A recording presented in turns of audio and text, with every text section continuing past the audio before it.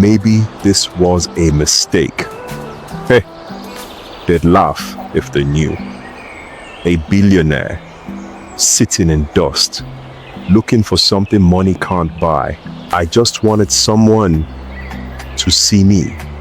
Not the name, not the cars, not the suits, but this is real. Dust, sweat, silence, hunger.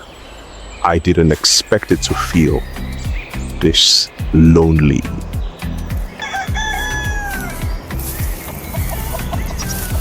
You look tired. Wait here. Here, you don't have to pay. Why would you? Why would I charge a tired stranger with soft eyes? Sometimes, a cup of water says more than gold. No one's ever just given me anything. Then, maybe, today is a good day to start.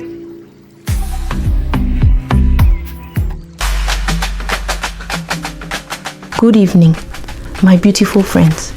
Tonight, we step into a story wrapped in dust, decorated with dreams, and stirred by a love so real, it nearly vanished before it bloomed. This is the story of a girl named Ife and a man who hid his crown to find something real.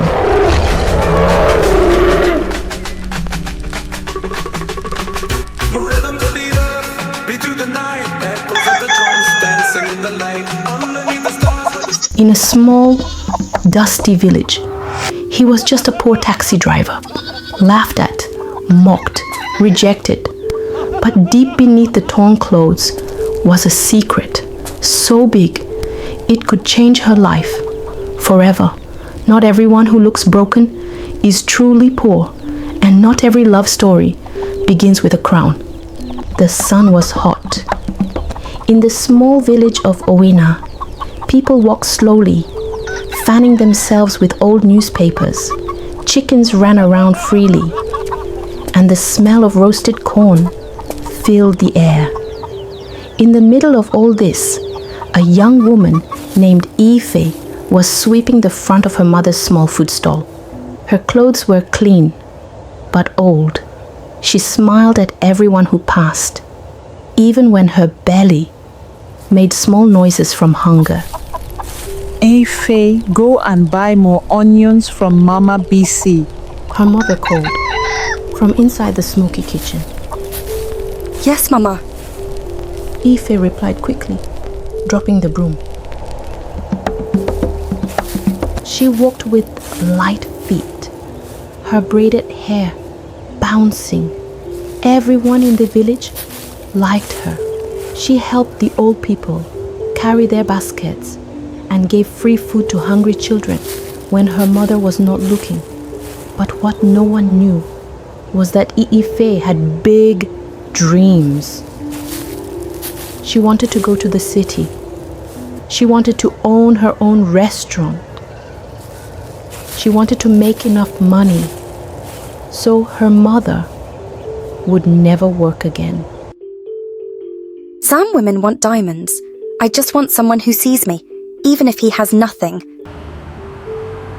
Far away, in the big city of Lekki, a man named Toby sat in a tall glass building. He wore a suit that cost more than most people made in a year. He was rich, very rich. He owned hotels, farms, and even a fashion company. But today, he was not happy. He looked out of the window at the busy cars and sighed. All this power, and yet I'm still invisible. Maybe it's time they saw me without the suits. They only like me because I have money. He said to his friend Dio, who sat across from him. Dio laughed. Of course, you're rich and handsome. What do you expect? I want someone to love me for who I am, not for what I have. Toby said, rubbing his short beard. That night, Toby had a strange dream. In the dream, he was poor. He wore torn clothes and drove a dusty old taxi. But in that dream, he met a girl with kind eyes who gave him water without asking for anything. When he woke up, his heart was beating fast. The next day, Toby did something crazy. He wore simple clothes, took some money, and told his driver to take him far, very far. Where to, sir? Drive until we see no more tall buildings. Toby said, with a smile. After many hours, they reached a village. The roads were rough, and goats walked in the middle of the street. Toby smiled. This is perfect. He whispered. He paid the driver and stepped out with a small bag. Nobody knew who he was. He found a place to sleep and bought an old yellow taxi from a man who thought Toby was just another broke young man from the city. Toby started driving around, picking up passengers. He was clumsy at first.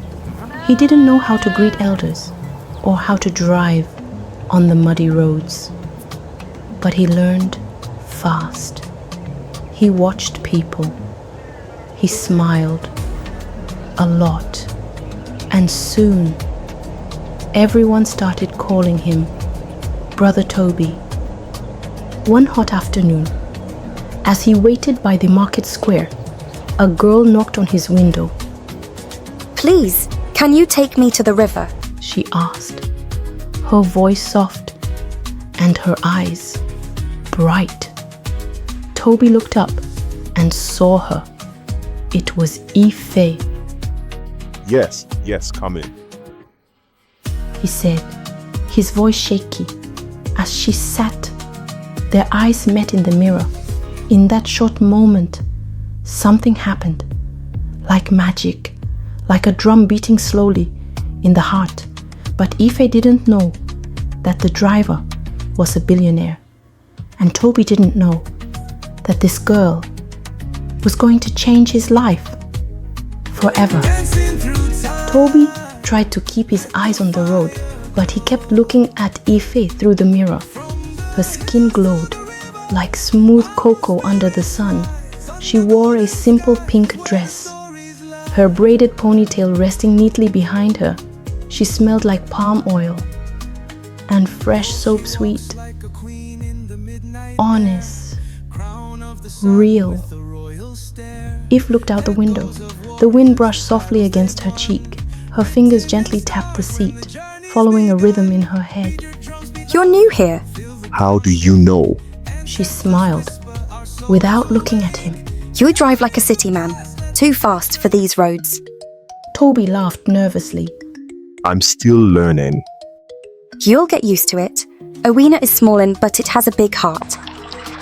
At the river, Ife climbed out and handed him a few crumpled notes.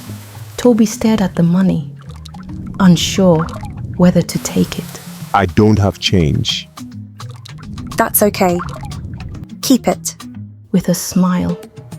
And just like that, she walked away, her bare feet kicking up little clouds of dust. That night, Toby couldn't sleep. He sat on the small mattress in his tiny rented room, thinking about the girl with kind eyes. He wasn't used to this feeling. Women in the city chased his cars, his wallet, his name. But Ife didn't even ask for his name. The next morning, he washed his taxi early. He wanted it to shine, even though the paint was peeling. He combed his hair, wore his cleanest shirt, and waited by the market square. He didn't have to wait long. Ife came walking with a basket of onions balanced on her head. She looked surprised to see him again. You again. Maybe this road likes me. She giggled. Or maybe you like the girl who walks it. Let me take you where you're going. Free ride. I don't take free things from strangers. Then maybe we shouldn't be strangers. He answered, heart racing. Ife tilted her head, pretending to think. Then she smiled and got in. That ride changed everything. Every day after that, Toby waited for Ife. He learned about her mother's food stall, how she dreamed of a restaurant with white plates and real napkins. He watched her laugh with children, bargain with market women, and wash her hands carefully before eating. She talked about her dreams like they were already real. She made simple things feel magical. But Toby was hiding a big truth, and each time he looked at her, the secret sat heavier on his chest. One evening, they sat under a mango tree, sharing boiled groundnuts. The sun painted the sky, orange and pink. I feel like I've known you forever, Ife said softly. Maybe you have, Toby replied. She looked at him, puzzled. What do you mean? He smiled, but it didn't reach his eyes. Nothing. Just thinking aloud. Before she could ask more, a voice shouted from behind, Ife, your mother needs you. She stood up quickly. I have to go. Will I see you tomorrow? It all depends. If you're not too busy driving like a city man again. And then she was gone. Toby sat under the tree, peeling groundnuts slowly. His heart was full and heavy at the same time. He wanted to tell her the truth. But what if she hated him for lying? What if she walked away? What if she was the one and he ruined it? He closed his eyes and whispered to the evening wind, Please, don't let me lose her. The next morning came with soft rain. The village of Owena smelled like wet earth and firewood. Little streams danced beside the road, and the trees looked greener than ever. Toby sat inside his taxi, watching raindrops slide down the windshield. His heart was not calm. He kept thinking of Ife, her laughter, the way she walked, how she said his name. He had lied to her by hiding who he really was, and each time she trusted him, the lie grew bigger. But still, he waited. He waited in the rain until the clouds broke open and the sun peeped through. Around midday, he saw her. She was walking toward him with her basket wrapped in a nylon cover. She looked surprised to see him waiting in the same spot. You again? She asked with a playful smile. Maybe I like rainy days, he said, standing quickly to open the door. She got in and wiped the rain from her face with a small cloth. You should be careful, Brother Toby, she said. Some girls might fall for a driver who waits in the rain. Maybe that's what I want, he replied, before thinking. She paused and looked at him. You joke a lot, she said. But her cheeks turned pink. They drove in silence for a while. The road was muddy, and goats danced in the middle of it like they owned the place. Toby slowed down and laughed. Even the goats here have confidence. Ife chuckled. You'll fit in well then. They reached a small market, and Ife stepped out with her basket. Toby called after her. Wait. She turned around, slowly. Will you go somewhere with me? He asked. Just to talk, by the river? Ife studied his face. The breeze played with her scarf. For a moment, she didn't speak. Then she nodded. After market, Toby felt like he could float. That evening, they sat by the riverbank. Their feet dipped in the cool water. The sky above them turned soft purple, and the trees whispered secrets in the wind. Do you ever want to leave? Oh, way nah. Every single day, but my mother, she needs me. She's worked too hard, her hands are always swollen. I promised myself I'd make her proud. I want more. A restaurant, maybe even a hotel. Heh. Big dreams, I know. They're not too big. In fact, they're just right. What about you? What do you want? I want someone to see me. Really see me. Not my job, not my clothes. Just me. That's what I want too. They sat in silence, letting the sounds of frogs and flowing water speak for them. Suddenly, Toby's phone rang. He quickly pulled it out and silenced it, but not fast enough. Efe saw the screen flash. It said, "Dial, CEO, Obiko Holdings." Her eyes narrowed. "Obiko Holdings?" she asked slowly. "Is that your friend?" Toby froze. His hand shook slightly as he slipped the phone back into his pocket. "Yes, just a friend." Ife looked at him strangely, but she didn't say anything more. That night, she couldn't sleep. She kept thinking about the name, Obiko Holdings. She had seen it before, on the news, on a billboard. Once, when she followed her mother to the city. Was Brother Toby lying? And if so, why? The next day, Ife was quieter than usual.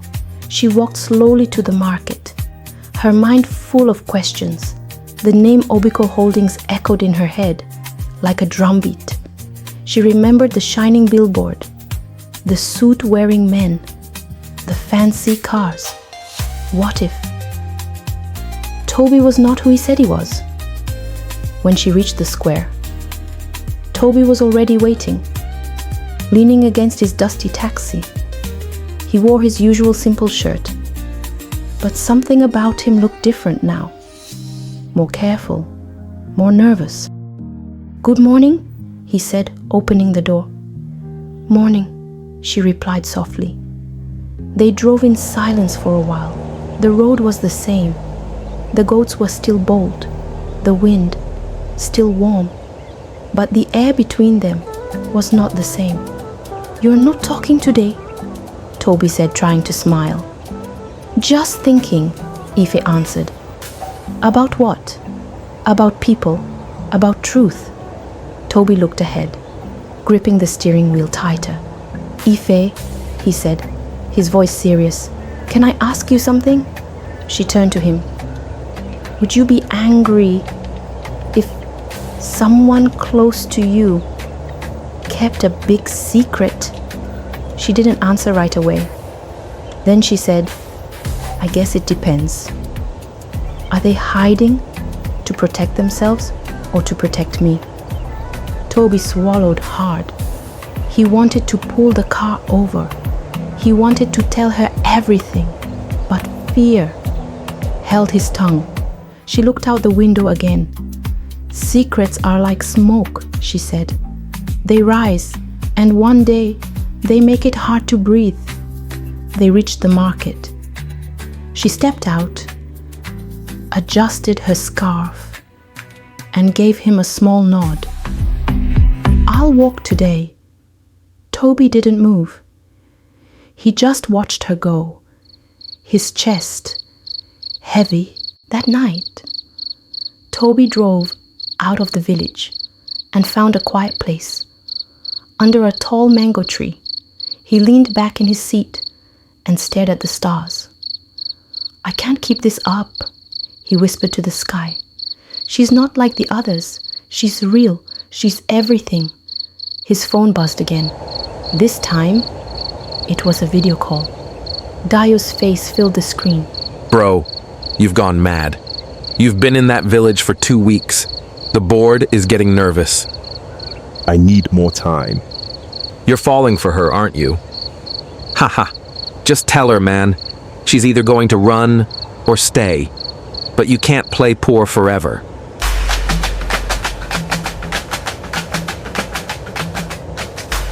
Did Toby reveal the truth? And when he did Ife run away or stay? Find out in part 2 of this unforgettable journey, right here on African Tales by Nina.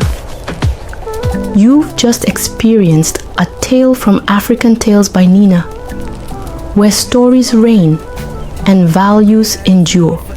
If this story touched your heart, leave a comment, subscribe, and share it with someone who still believes in love. Until next time, walk with purpose and carry our stories with pride.